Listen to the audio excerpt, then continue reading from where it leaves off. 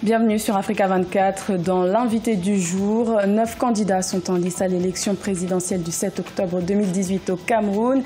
Et parmi eux, il y a Monsieur Joshua, aussi candidat sous la bannière du Social Democratic Front, SDF. Il est notre invité. Bienvenue. Bonjour, merci pour l'invitation. Alors vous êtes l'un des principaux candidats de l'opposition à la présidentielle de 2018 au Cameroun. Pour vous, quel est le principal enjeu de cette présidentielle ? Je crois que cette présidentielle est un véritable référendum entre la guerre et la paix, entre le statu quo actuel qui tue la jeunesse et un avenir pour ce Cameroun que nous voulons tous ou presque tous.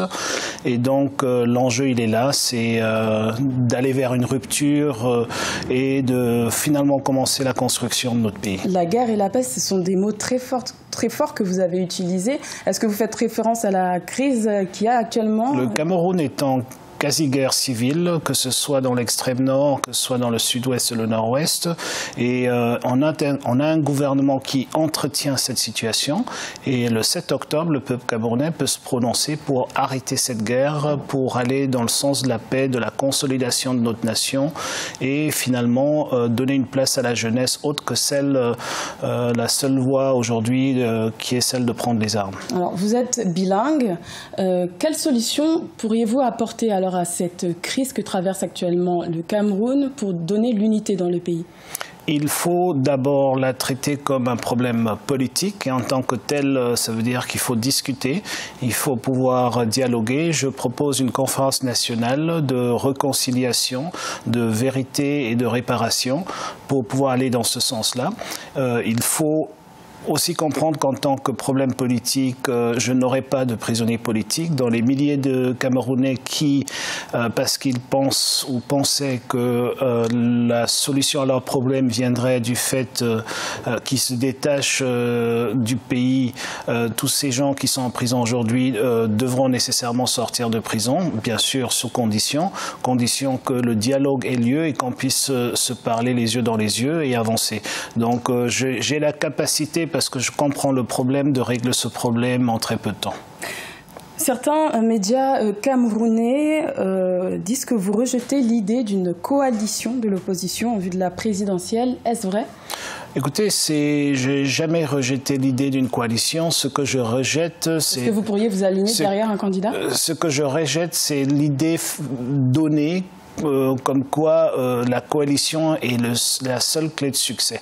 Et je dis, on peut gagner l'élection présidentielle sans nécessairement être en coalition. S'il faut qu'il y ait une coalition, il faut qu'elle soit autour d'un programme politique. Pour l'instant, nous avons un programme politique. Nous attendons le programme des autres, de nos concurrents, de voir si on peut s'aligner. Mais essentiellement, je suis issu d'un processus. J'ai été élu par un congrès avec 2600 délégués venant de tout le pays et qui m'ont donné mandat pour gagner l'élection présidentielle. Le mandat que j'ai reçu, ce n'est pas de transmettre le bâton à quelqu'un d'autre. Alors, le SDF a participé à 3 élections présidentielles, 1992, 2004, 2011, mais n'est pas parvenu à accéder à la magistrature suprême. Qu'est-ce qui ferait aujourd'hui la différence, selon vous, pour que les Camerounais vous accordent leur confiance ?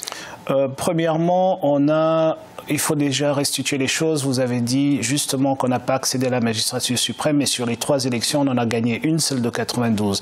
Deuxièmement, on a réussi la transition générationnelle. On avait gagné une, celle de 92, mais M. Paul Biya est toujours au pouvoir. Voilà, parce qu'on n'a pas pu accéder à la magistrature suprême, parce qu'il y a eu ce qu'on appelle, et ce qui est connu de tous les Camerounais, le fameux coup d'État électoral qui a maintenu M. Biya au pouvoir. Mais ce n'est pas là le débat.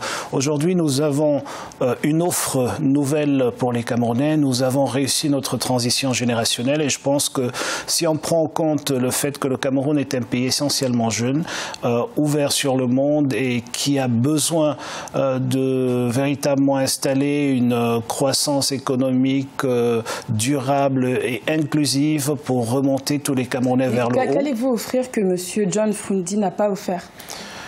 Alors déjà sur un point de vue je dis sur le programme que nous avons développé et que nous avons présenté aux Camerounais. Je pense que ce programme incarne quand même une approche d'une société camerounaise un tout petit peu différente que celle que M. Froundi proposait. Deuxièmement, il faut comprendre que Ni-John Froundi est issu du Front, c'est-à-dire c'est pour ça que nous on s'appelle un Front social-démocrate, du Front pour faire partir la dictature camerounaise incarnée par M. Biya.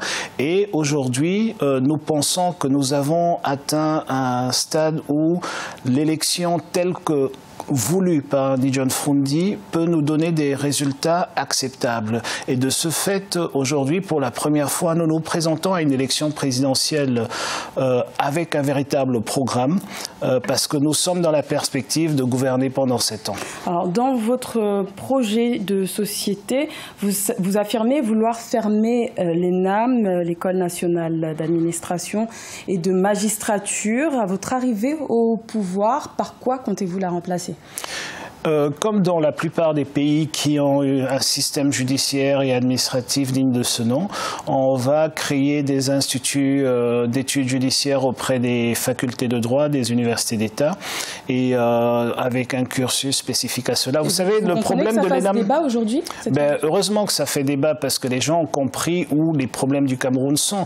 L'ENAM est un legs colonial qu'il faut défaire. Il a été créé, l'ENAM a été créé, et ça n'a rien... Ce n'est pas une question... Je pense que ça forme des hauts fonctionnaires aujourd'hui. Bien sûr, et ce n'est pas les hauts fonctionnaires qu'il faut démettre de leurs fonctions, mais c'est plutôt l'école. Pourquoi ? Parce que cette école coloniale forme les hauts fonctionnaires pour être au service du président de la République et non au service des populations. Et ce qu'il faut, c'est une fonction publique qui est véritablement au service des populations.